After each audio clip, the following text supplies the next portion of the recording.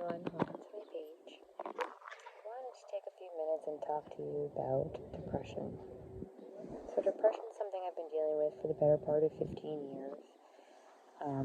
I actually have a form of depression that's considered treatment resistant, and that's because all the medications that I have tried over the years have not managed to keep my depression in check. I know I have some friends that deal with depression, and they take one pill a day, and they've been taking that same pill for a long time, and it seems to help them.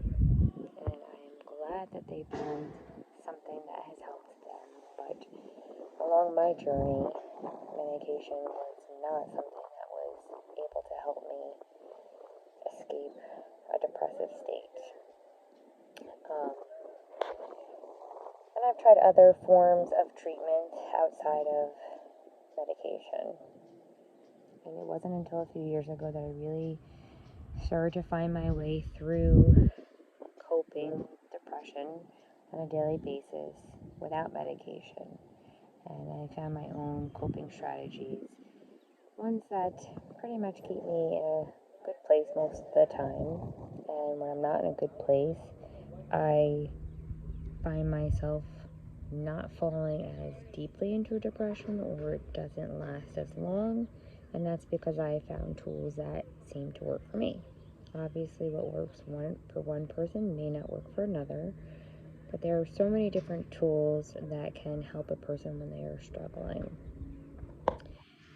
About 2 months ago, I started a different form of therapy that is very intensive, and it kind of goes back throughout your life, and even times from before you were born, called timeline therapy.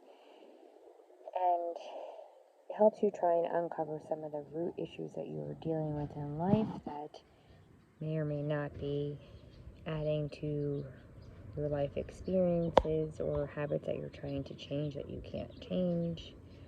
And when I met with this particular person to do this timeline therapy, he did tell me something that I found to be very interesting when it comes to depression.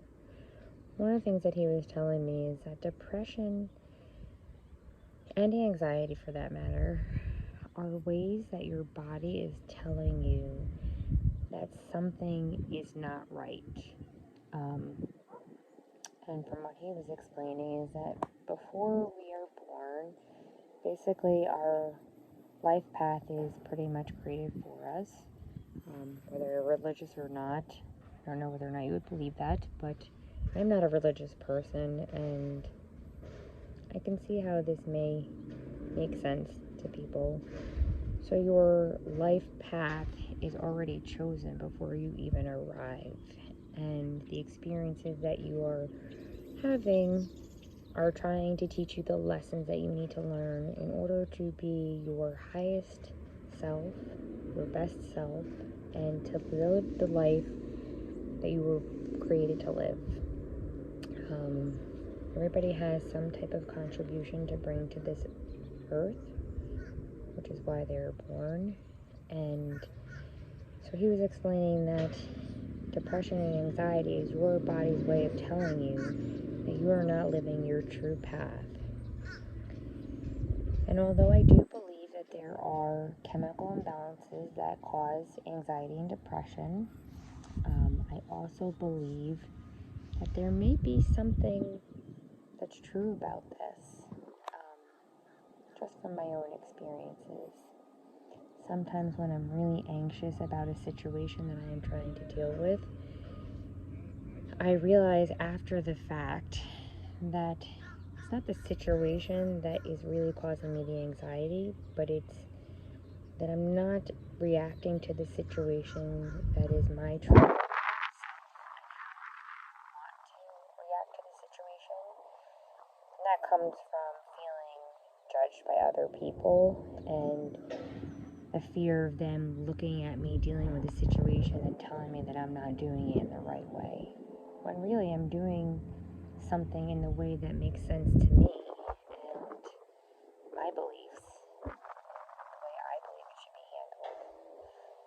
But somewhere along the lines, I've felt judged by other people, and I started to change how I was reacting to different situations and how I was dealing with things because of the fear of being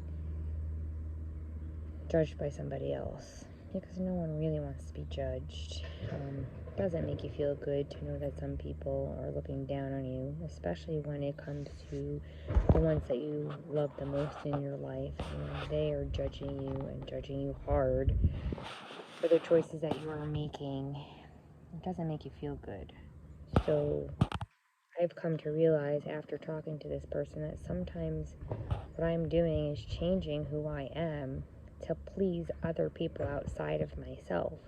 And that really doesn't make me a happier person. It may make somebody else happier, but it's not me being true to myself. And maybe that's a source of where some of my anxiety and depression come from. It is something I am certainly more aware of. Because yes, again, there can be a chemical imbalance in your brain that causes anxiety and depression, and it may be able to be dealt with medication or therapy or other forms of treatment and coping strategies. And then there are times that maybe your depression or anxiety is coming from a place where you are just not being true to who you are and you're trying to please other people. It is something I'm trying to be more aware of as I face each day to see if it holds some validity to me in my life and my situation. And I am starting to think that there are certain changes that I need to continue to make for myself to remove some of the situations that cause me to act differently than I would had I not been around some of the people that are in my life. Maybe it means releasing some of the toxic people from my life, and as sad as that may be to some extent, it might be what is best for me so that I can live my best self, my best life, and make sure that I'm happy with the choices that I'm making and that I'm making them for me and not for somebody else. Just something to give some thought to. It may or may not be true for you and your depression and anxiety, but give it a thought and see if it resonates. And if it does, then maybe that's your sign of telling you that you need to make some situational changes in your life as well.